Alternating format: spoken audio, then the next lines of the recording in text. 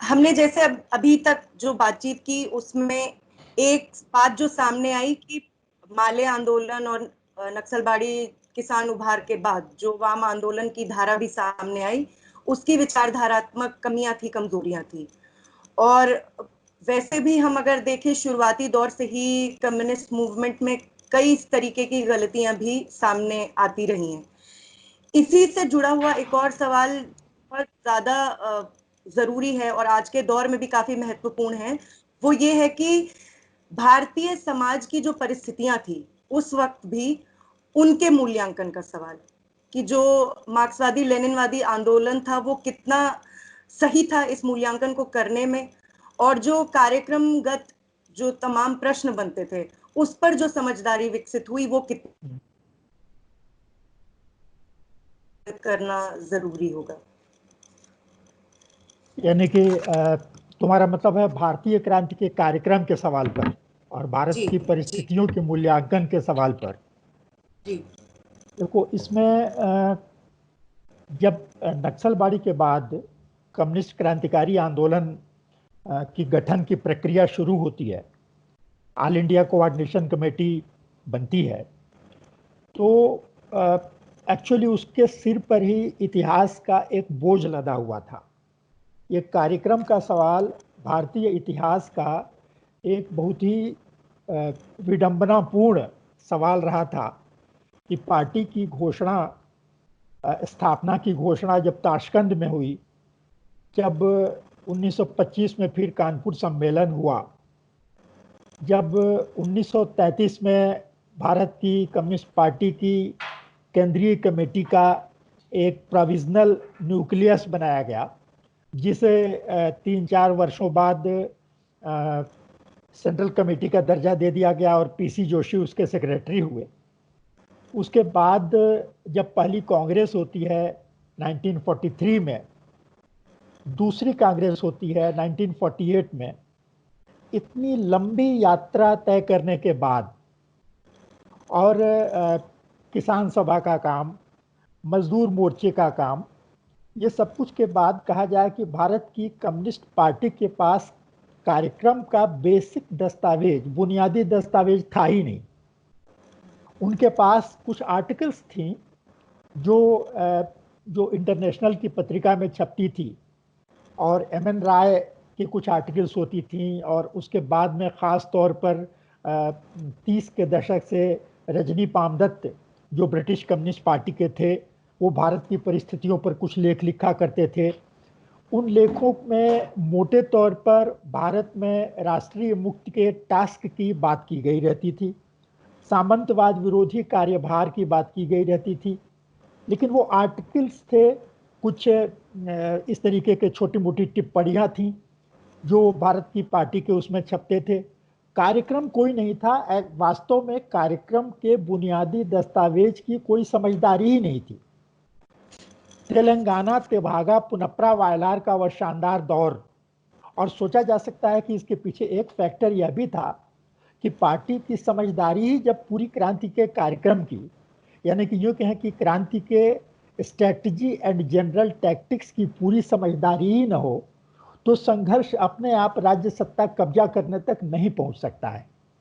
उसमें फिर पार्टी के भीतर जो अलग अलग दिशाओं के विवाद फूटे, जैसे आंध्रा थीसिस और रणदीवे की अल्ट्रा लेफ्ट लाइन के बीच का जो विवाद था, इन विवादों के भीतर भी कोई स्पष्ट समझदारी कार्यक्रम की थी ही नहीं, तो ये विवाद भी बहुत अराजक तरीके से चलते थे।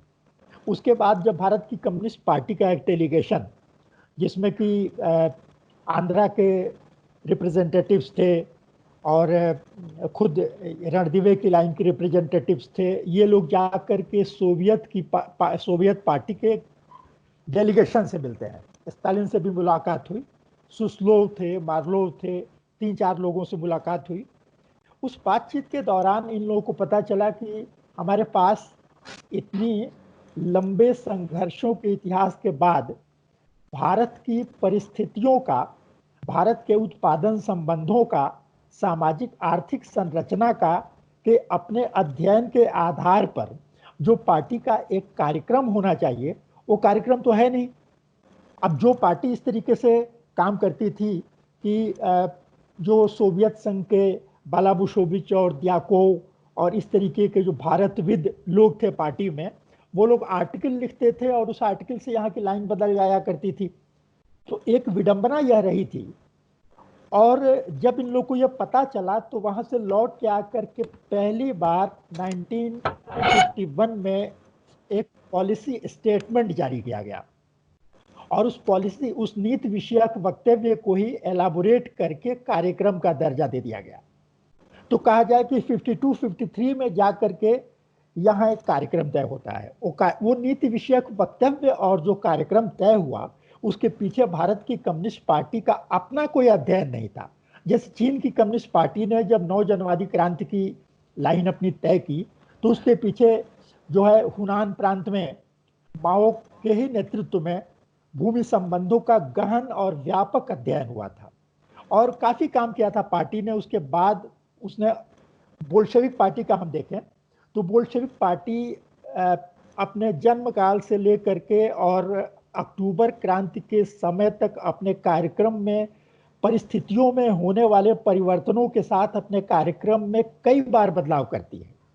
और यहाँ पर फिर जो सोवियत पार्टी की समझदारी थी, सोवियत भारतविद विद्वानों की समझदारी थी, भारत के भूमि संबंधों की, भारतीय राज्य सत्ता की, उसके आधार पर जो बात हुई वहां पर, उसी के आधार पर यह कार्यक्रम तय कर लिया पार्टी ने। तो जाहिर तौर पर वह कार्यक्रम कोई कार्यकर्ताओं के आसास के धरातल पर नहीं जा सकता था। अपने समय के हिसाब से वो कार्यक्रम ठीक था। अगर 1951 और 52 में हम बात करें तो अभी भूमि संबंधों में बदलाव नहीं हुआ था। अभी केवल जम्मू कश्मीर में शेख अब्दुल्ला ने अपना काम शुरू कर दिया था। बाकी पूरे भारत में भूमि संबंध अभी सामंती भूमि संबंध बने हुए थे। और डीकोलोनाइजेशन का जो टास्क था वो एक प्रोसेस में अभी शुरू हुआ था। वो भी एकदम झटके से, डीकोलोनाइजेशन तो कंप्लीट सेंस में वैसे हुआ नहीं, जैसे कि साम्राज्यवाद से रेडिकल रप्चर नहीं हुआ, लेकिन जिस हद तक इंडियन बुर्जुआजी को अपनी पॉलिटिकल इंडिपेंडेंस को असर्ट करना था और इकोनॉमिक ऑप्शंस को बढ़ाना था, उन अर्थों में अभी काम बहुत आगे तक नहीं गया था। तो अगर उस जंक्चर पर खड़ा होकर के हम बात करें तो हम कहेंगे कि जनवादी क्रांति की ही मंजिल बनती है। लेकिन वो बहुत ही एक डेलिकेट मामला है उसमें कि वो एक ऐसा ट्रांजिशनल जंक्चर था जहां पर कि जनवादी क्रांति के कार्यभारों को बुर्जुआजी जो राज्य सत्ता हासिल कर चुकी थी वो एक ग्रेजुअल प्रोसेस में पूरा करने का नीति निर्धारण भी कर चुकी थी। बॉम्बे प्लान से लेकर के भूमि संबंधों के रूपांतरण के बारे में कांग्रेस की पॉलिसी विषयक स्टेटमेंट्स, तो सारी चीजें पहले हो चुकी थी। लेकिन अगर कोई पार्टी जैसे बोल्शेविक पार्टी जैसी पार्टी होती, जैसे चीन की पार्टी जैसी एक अपने तय सोचने वाली पार्टी होती, तो उस ट्रांजिशनल फेज को भी गौर करती कि भारतीय समाज की आम दिशा बुर्जुआ डेवलपमेंट की हो रही है। 54-55 में ये सवाल बालकृष्ण मेनन और जगन्नाथ आजाद, ये एक बिहार के एमपी थे और एक केरल से थे, इन लोगों ने पार्टी में ये सवाल उठाया था कि हम लोगों को एक चीज को स्टडी करना चाहिए कि भारत में प्रशियन पाथ, जिसको लेनिन ने कहा था कि नॉन रेवोल्यूशनरी ग्रेजुअल ट्रांसफॉर्मेशन के रास्ते से भी भूमि संबंधों का पूंजीवादी रूपांतरण हो सकता है। और जिस पाथ को कि टर्की में मुस्तफ़ा कमाल पाशा अतातुर्क ने भी लागू किया, उस टाइप से यहाँ पर भी हो रहा है। प्रशियन पाथ से ट्रांसफॉर्मेशन हो रहा है भूमि संबंधों का। उसके बाद कोई बहस नहीं चली और वो बात आई गई हो गई। वो एक कार्यक्रम पर एक बार सवाल आया इतिहास में, अपने तय 2 लोगों ने उठाया। इसके बाद हम सीधे आते हैं एमएल मूवमेंट। जब ऑल इंडिया कोऑर्डिनेशन कमेटी बनी तो जैसा कि कल बातचीत के दौरान हमने बताया था, उसमें कुछ सुलझे हुए और अनुभवी लोग थे और उसके चलते ऑल इंडिया कोऑर्डिनेशन कमेटी ने अपने जो 4 बुनियादी कार्यभार तय किए थे, एक ऑल इंडिया क्रांतिकारी पार्टी बनाने की दिशा में आगे बढ़ते हुए, उसमें एक था भारत के उत्पादन संबंधों का अध्ययन करके भारतीय क्रांति का कार्यक्रम बनाना, भारतीय क्रांति की आम दिशा तय करना। इसको जब एक एक करके ऑल इंडिया कोऑर्डिनेशन पीरियड में ही जन दिशा की बात करने वाले लोगों को किनारे किया गया। चारू मजूमदार की लेफ्ट एडवेंचरिज्म की लाइन लागू की गई और China's path is our path और China's chairman is our chairman का नारा आया। तो सारे टास्क को दरकिनार कर दिया गया और कार्यक्रम के एक स्कोप था, अगर जन दिशा लागू होती तो पार्टी कुछ गलतियां करती, कोऑर्डिनेशन कमेटी के नेतृत्व से कुछ गलतियां होती, लेकिन आगे की पीढ़ियों के लिए एक रास्ता खुल जाता कि किसी भी देश की क्रांति के लिए उसके उत्पादन संबंधों का, उसके औद्योगिक परिदृश्य के, उसके भूमि संबंधों के परिदृश्य का, उसके फाइनेंशियल सेक्टर का, इन सारी चीज़ों का एक कंप्लीट कॉम्प्रिहेंसिव स्टडी जरूरी होती है, जिसके बाद हम वर्गों की लामबंदी की आम रणनीति और आम रणकौशल, स्ट्रेटजी एंड जनरल टैक्टिक्स तय करते हैं। तो उसको एक बहुत बड़ा झटका वो था कार्यक्रम के सवाल पर। फिर तो 1970 में जो कार्यक्रम पार्टी ने तय किया, उस कार्यक्रम को भी जन दिशा के हिसाब से लागू नहीं करना था, लागू तो करना था सफाई की लाइन को।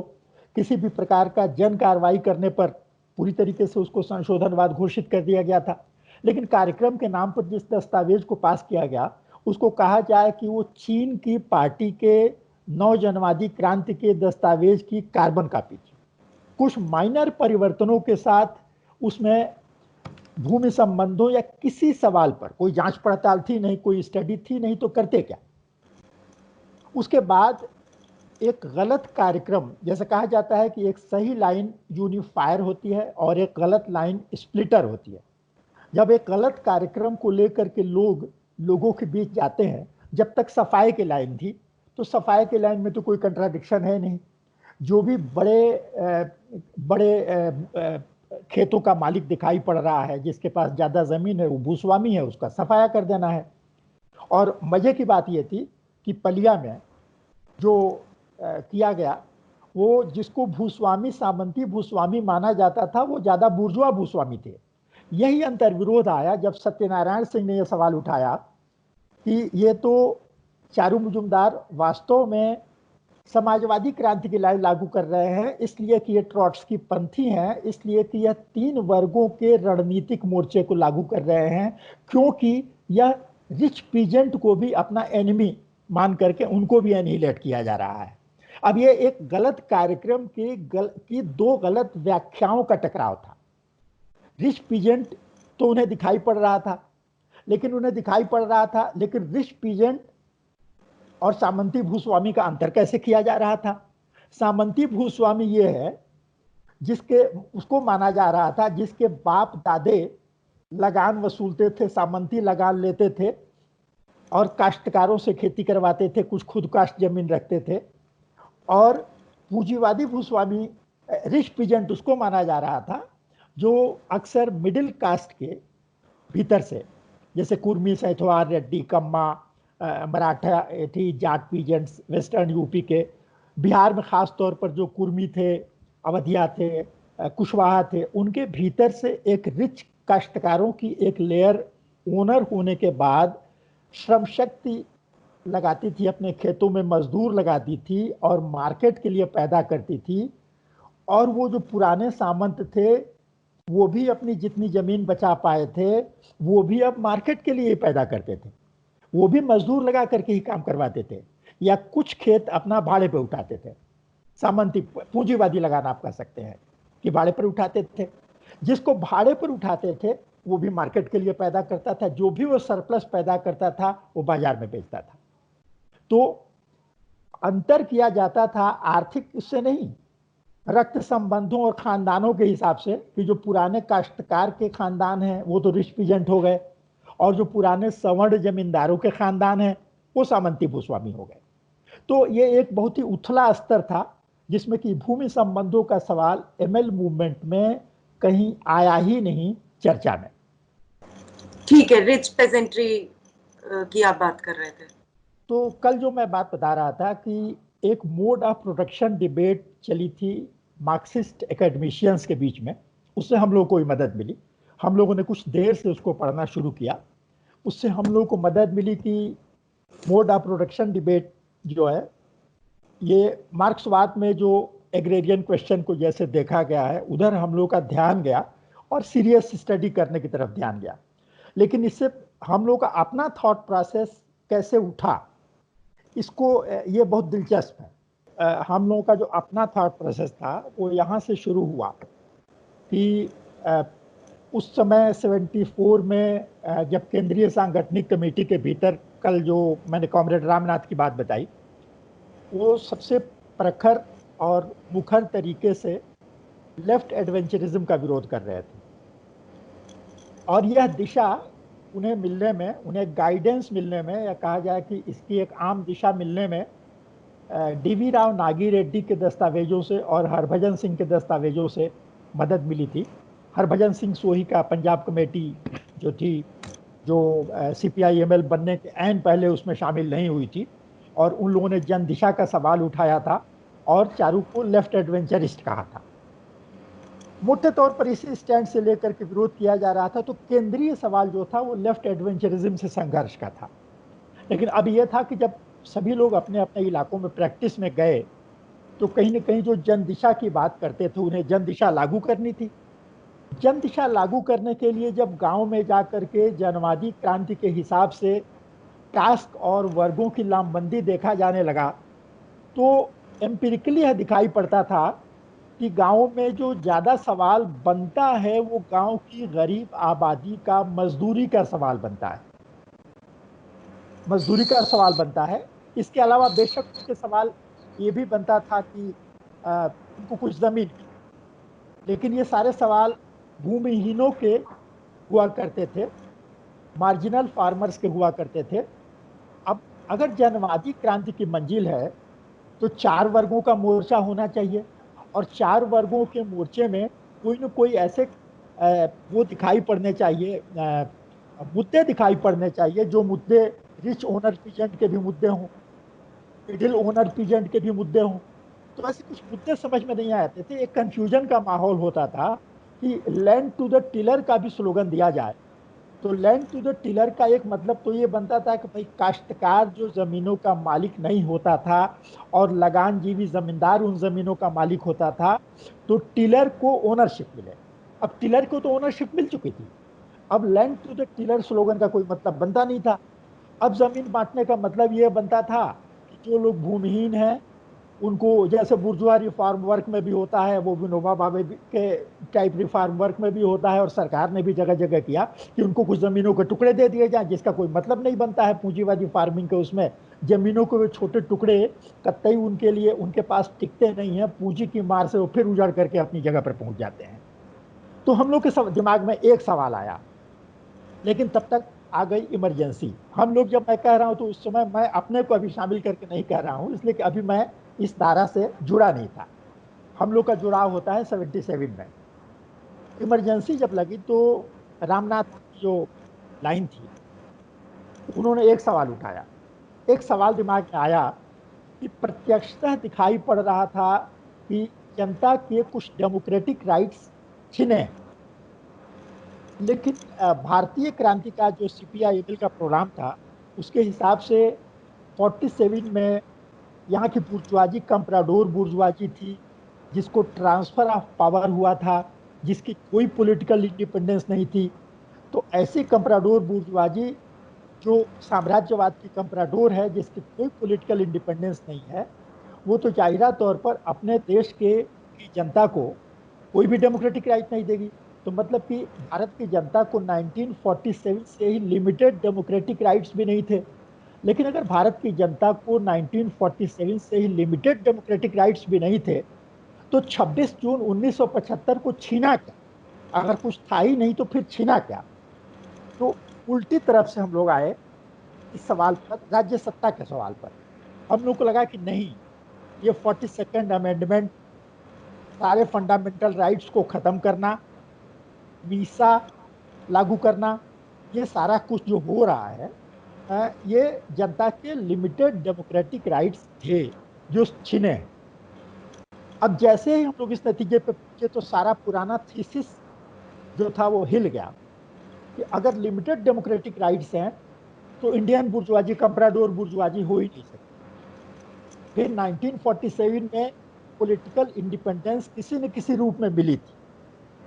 अब अगर किसी न किसी रूप में बुर्जुआजी को पॉलिटिकल इंडिपेंडेंस मिली थी और ये कंप्राडोर बुर्जुआजी नहीं है, तब ये देखना पड़ेगा कि इसका ये साम्राज्यवाद के साथ समझौते करती हो, घुटने टेकती हो, लेकिन इसका अपना एक इंडस्ट्रियल बेस भी है जो पूरी तरीके से साम्राज्यवादी पूंजी नहीं कहलाएगी, इसकी अपनी पूंजी है। जहां से उस समय हम लोगों ने एक शब्द इस्तेमाल किया था, कोलैबोरेशनिस्ट बुर्जुआजी, इसलिए कि हम लोग को कंप्राडोर का विरोध करना था और ये बात स्पष्ट थी कि यह बुर्जुआजी साम्राज्यवाद के साथ समझौते करती है, उसके आगे घुटने टेकती है। तो इसमें फिर हम लोग को ये समझ में आया कि ये कोलैबोरेशन करती है। बाद में हम लोग इस्तेमाल करते थे कि, और आज भी कहते हैं कि ये साम्राज्यवादी शक्तियों की जूनियर पार्टनर की इसकी स्थिति है। दूसरे हम लोग कहते हैं कि total appropriated surplus on world scale, उसके उसकी ये बहुत ही छोटी भागीदार है। हालांकि आज भारत का पूंजीपति वर्ग पूंजी निर्यात भी करता है, पूंजी निर्यात करता है, अफ्रीका के देशों में करता है, और वो कमोडिटी कैपिटल का नहीं, मनी कैपिटल का निर्यात करता है। अफ्रीका के तमाम देशों में करता है, तमाम जगहों पर उसने कंपनियां खरीदी हैं। यहाँ तक कि टाटा ने जैगुआर ब्रिटेन की कंपनी को खरीद लिया, कार कंपनी को, वगैरह वगैरह। बाद में हम लोगों ने कहना शुरू किया जूनियर पार्टनर। उस समय हम लोगों ने कहा था कोलैबोरेशनिस्ट बुर्जुआजी, और उसके बाद सबसे पहले हम लोगों ने स्टडी किया पॉलिटिकल बिहेवियर का। और जो चाइना की एकदम नाक पकड़ करके चलते थे, वो पूंछ पकड़ करके चलते थे कि चीन की पार्टी जो कहती है बस वही लाइन सही है, तो उनके सामने हम लोगों ने एक सवाल उठाया कि चीन की पार्टी ने अलग अलग समयों में इंडियन बुर्जुआजी के लिए अलग अलग चीजों का इस्तेमाल किया है। जैसे 1952 के आसपास नेहरू को उसने रिएक्शनरी नेशनल बुर्जुआ कहा था, कंप्राडोर बुर्जुआ नहीं कहा था। और 60s में वो कंप्राडोर बुर्जुआ कहते हैं, और 70s में 73 में फिर वो भारत और भारत जैसे तमाम न्यूली इंडिपेंडेंट कंट्रीज को कहते हैं कि ये politically independent, these countries are politically independent, economically dependent, and therefore national independence is not consummated। तो उनके अलग अलग फार्मूलेशंस थे। हम लोगों ने ये कहा कि भाई आप किस फार्मूलेशन को मानते हैं? चीन की पार्टी तो ने तो अलग अलग, और चीन की पार्टी क्या कहती है क्या नहीं कहती ये हमारा सरोकार नहीं है, आपकी अपनी स्टडी क्या है?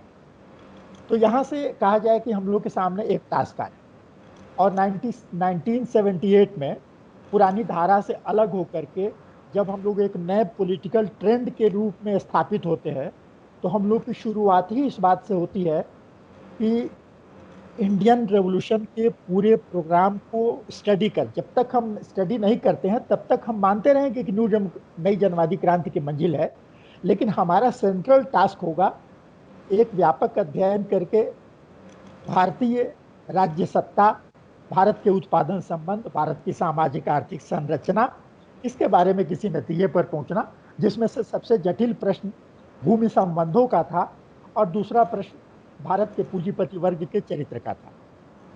तो उस समय अगर हम लोग पीछे मुड़ के देखें तो हम लोगों के अतिरिक्त ये बात करने वाले एक और कॉमरेड थे, वो अपनी थीसिस लिख भी नहीं पाए कुछ और आगे भी नहीं बढ़ा पाए, लेकिन टी प्रकाश, धनंजय प्रकाश नाम के कॉमरेड थे पटना में, वो भी ये बात करते थे कि भारत में बुर्जुआ डेवलपमेंट हो चुका है और जनवादी क्रांति की मंजिल का कार्यक्रम नहीं चलेगा। लेकिन वो बस कहते ही रहे, वो अपना ऑर्गेनाइजेशन भी उनका जो था वो बिखर गया, एक छोटा सा ग्रुप, और वो इस पर उन्होंने कुछ लिखा नहीं।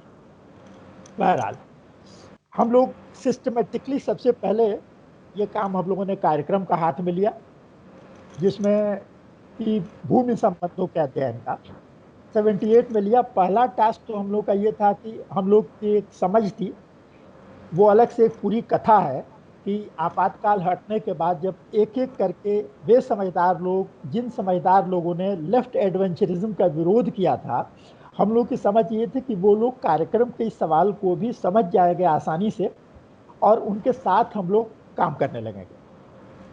कानू सान्याल थे, असीम चटर्जी थे, सौरेन बसु थे, हरभजन सिंह सोई का ग्रुप था, डीवी राव की तो थे, नागी रेड्डी की मृत्यु हो चुकी थी।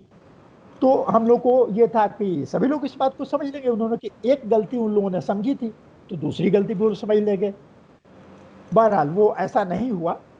सभी लोग कार्यक्रम के सवाल पर अडिग थे कि चीन का जो जनवादी क्रांति का कार्यक्रम है, थोड़े बहुत परिवर्तनों के साथ वही कार्यक्रम लागू होगा।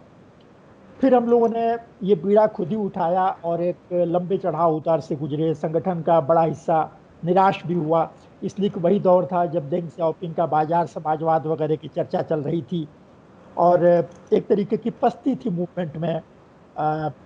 विनोद मिश्र का संगठन जो था वो धीरे धीरे उसका पेंडुलम राइट की तरफ जाना शुरू हो चुका था।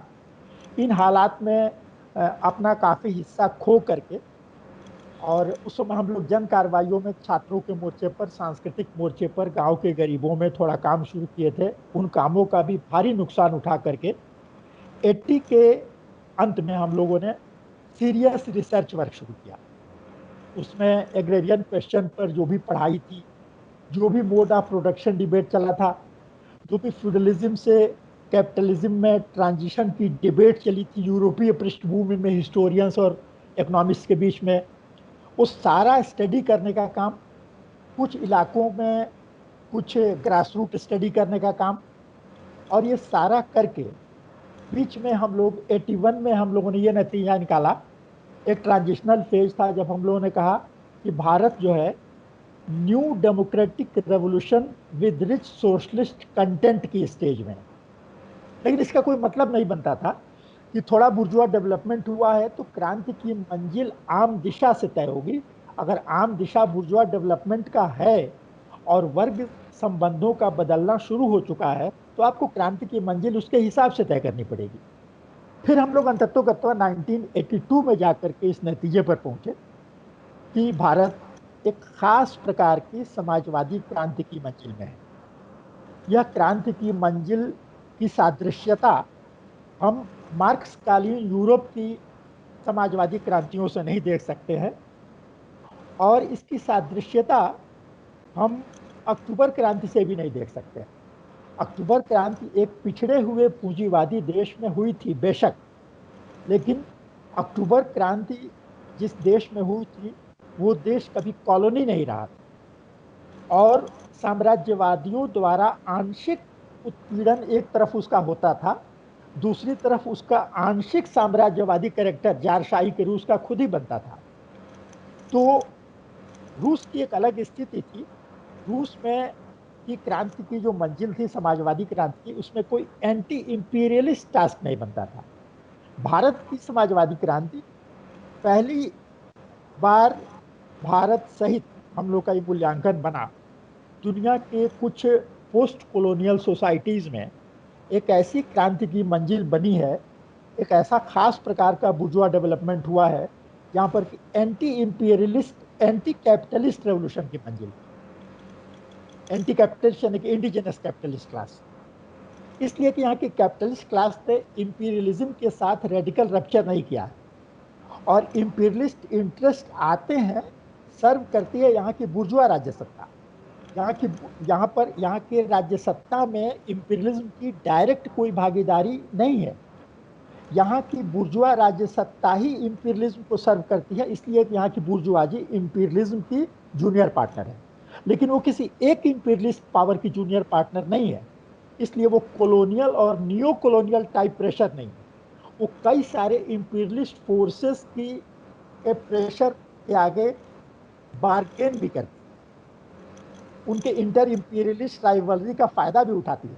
और इसके साथ ऑन द होल जब टेक्नोलॉजी लेने की बात हो, जब पूंजी लेने की बात हो, जब विश्व बाजार में अपने सामानों को, कच्चे माल को लेकर के जाने की बात हो, तो इन सारे मामलों में उसे टर्म्स एंड कंडीशंस तय होते समय विश्व दुनिया के साम्राज्यवादी शक्तियों के सामने घुटने टेकने पड़ते हैं। तो इन अर्थों में किसी न किसी रूप में उसे थोड़ा वो लाभ उठाती है, थोड़ा असर्ट करती है, लेकिन वो है जूनियर पार्टनर।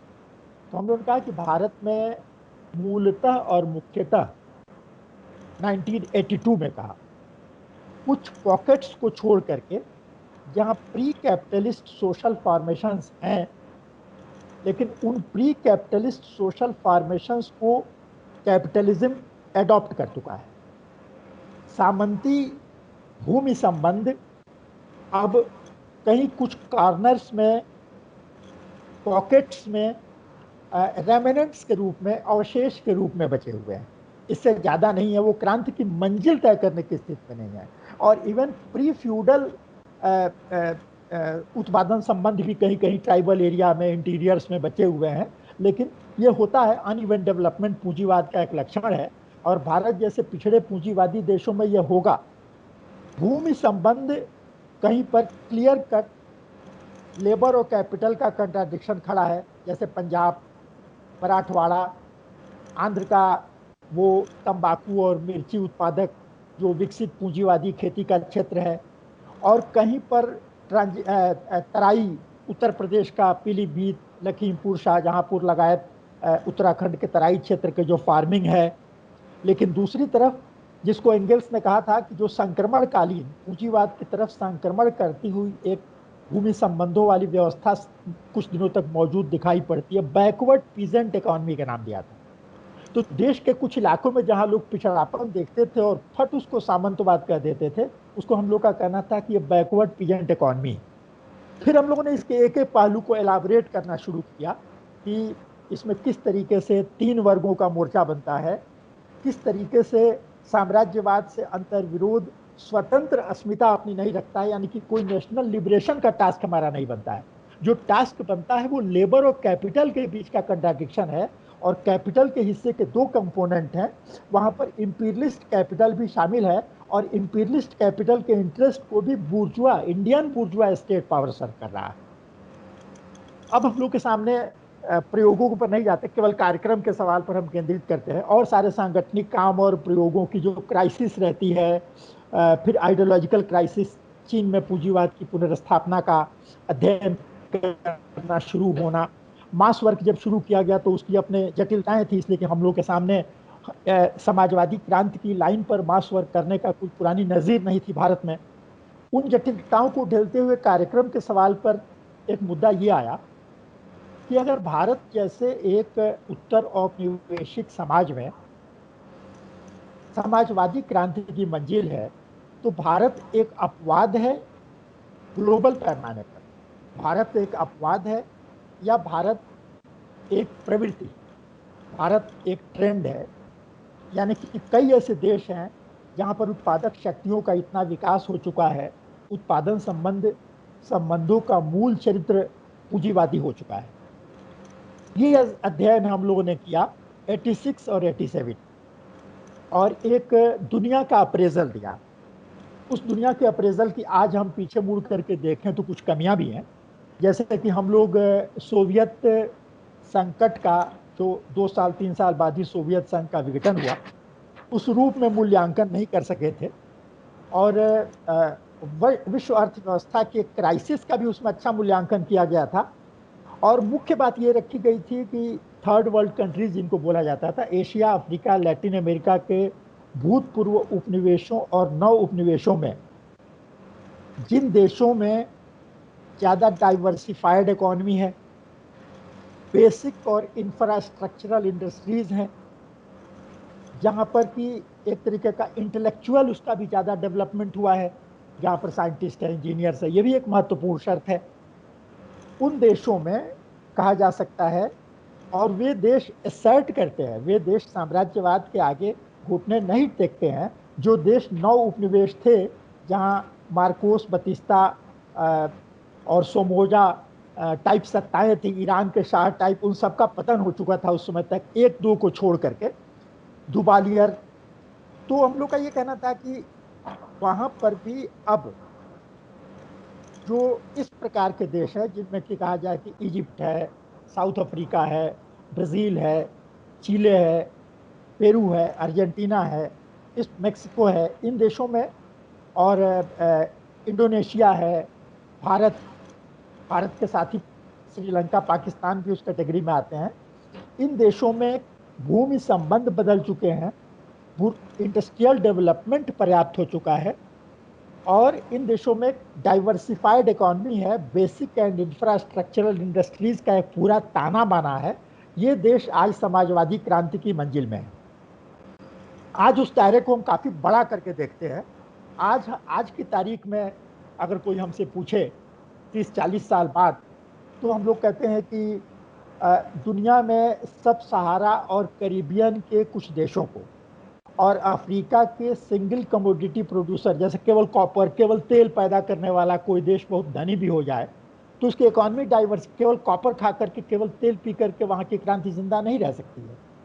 ऐसे कुछ देशों को छोड़ दें, कुछ बेहद पिछड़े देशों को छोड़ दें, तो अधिकांश दुनिया में या तो बहुत उन्नत या थोड़ा पिछड़े किस्म की समाजवादी क्रांति की ही मंजिल। वो दुनिया जो सेकेंड वर्ल्ड वार के पहले थी, वो सेकेंड वर्ल्ड वार के बाद के एक संक्रमण काल से गुजरने के बाद जो एक नई दुनिया निर्मित हुई है, और जो दुनिया खास तौर पर भूमंडलीकरण जिसे हम बोलते हैं, नव उदारवाद के एक डोमिनेंट ट्रेंड ग्लोब पर बनने के बाद विकसित हुई है, उस दुनिया में मुख्य ट्रेंड अलग अलग प्रकृति होने के बावजूद समाजवादी क्रांति का ही बनता है। अब ये समाजवादी क्रांति के जैसे hot spots, turning into flash points जिसको बोला जाता है, वो इन्हीं देशों में है जहां पर कि पूरे साम्राज्यवाद का प्रेशर ज्यादा है। जैसे समाजवादी क्रांति की मंजिल है, तो ये अभी संभावित यूरोप में जल्दी नहीं हो सकती। बेशक यह चेन रिएक्शन जब चलेगा तो आज से 40 साल 50 साल के मुकाबले वह उनके केंद्रों तक, जो मेट्रोपॉलिटन सेंटर्स हैं विश्व पूंजीवाद के, वहां तक, सो कॉल्ड मेट्रोपॉलिटन सेंटर्स, मतलब उनकी थीसिस अलग है जो इस प्रकार के सेंटर पेरिफेरी की बात करते हैं, उन तक पहुंचने में ज्यादा देर नहीं लगेगी, टाइम स्पेन छोटा होगा। लेकिन hot spots turning into flash points Bharat वगैरह जैसे देशों में, अगर ऑब्जेक्टिव कंडीशंस की हम केवल बात कर रहे हैं, हम क्रांति करने वाले सब्जेक्टिव फोर्सेस के डेवलपमेंट की जो जटिलताएं होती हैं, जो दिक्कतें होती हैं, उनकी नहीं बात करते हैं। तो ये एक ब्रेक थ्रू हुआ। बाद में आज की तारीख में अगर बात करो तो बहुत सारे संगठन इस एमएल मूवमेंट के भीतर, जब हम लोगों ने ये बात कही थी तो हम लोग के ऊपर गालियों की बौछार हुई। एकेडमिशियन, इंटेलेक्चुअलिस्ट, डेविएशन के शिकार से लेकर के ट्रॉट्स्किस्ट और क्या क्या नहीं कहा गया था। फिर एक एक सेमिनार, एक एक बहस, और बरसों बरस हम लोग लोगों के दरवाजे पर जा जा करके, देश भर में घूम करके, दस्तक दे दे करके, रिक्वेस्ट करके बात करते रहे। लोग इस पर बात करने को तैयार नहीं थे। फिर अंततोगत्वा, लेकिन अगर आपकी बात लॉजिकल है, अगर उसके पीछे वैज्ञानिक आधार है, तो एकदम डिसऑनेस्ट लोगों को छोड़ दीजिए, तो डॉगमेटिस्ट आदमी का डॉगमा भी धीरे धीरे टूटने लगता है। उस डॉगमेटिस्ट आदमी को या तो निराश हो जाना है, क्रांति का रास्ता छोड़ देना है, या उसे लॉजिक की बात सुननी पड़ेगी। तो धीरे धीरे लोगों ने सुना। आज की तारीख में ढेरों संगठन है, 7-8-10 संगठन है जो एमएल धारा से आते हैं और जो समाजवादी क्रांति की बात करते हैं, और जो जनवादी क्रांति की बात करते हैं, वो भी अब पुराने फ्रेम में नहीं करते हैं। वे लोग भी अब चाइनीज रेवोल्यूशन के प्रोग्राम को उठा करके उसकी कार्बन कॉपी नहीं करते हैं। वो लोग उसको तरह तरह से नए तथ्यों को पुराने सांचे में फिट करने की कोशिश करते हैं। और ये बात अलग है कि नए तथ्यों को, बुर्जुआ डेवलपमेंट को मानते हुए, बुर्जुआ डेवलपमेंट के नए तथ्यों को पुराने नवजनवादी क्रांति के पुराने सांचे में फिट करते हुए वो और ज्यादा हास्यास्पद स्थिति में पहुंच जाते हैं, तरह तरह की हास्यास्पद बातें करते हैं। तो ये पूरा कहा जाए कि कार्यक्रम के सवाल पर अगर एक लंबा इतिहास देखा जाए, तो थोड़े में समेट दे कि एक भारतीय क्रांति में कार्यक्रम का सवाल एक एमएल मूवमेंट की, नक्सलवादी धारा से पैदा हुए क्रांतिकारी वाम आंदोलन की पीठ पर इतिहास का एक बहुत बड़ा बोझ सवार था। उसको हल करने की कोशिश की गई कोऑर्डिनेशन कमेटी के पीरियड में, लेकिन लेफ्ट एडवेंचरिज्म ने उसको हल नहीं होने दिया, और फिर आंदोलन इधर उधर बिखरता रहा। जब लेफ्ट एडवेंचरिज्म की लाइन खत्म हुई और जो मास लाइन में प्रैक्टिस में गए, तब लोगों को थोड़ा ये बात समझ में आई। उसमें शुरुआती दौर में लोगों ने मुश्किल से स्वीकार किया, लेकिन अब ये कहा जाए कि समाजवादी क्रांति की लाइन के तर्कों का किसी के पास कोई जवाब नहीं है, लोगों को कम से कम ये बात समझ में आ गई कि कार्यक्रम का सवाल एमएल मूवमेंट के शुरुआती दौर में सही ढंग से हाथ में लिया ही नहीं गया था।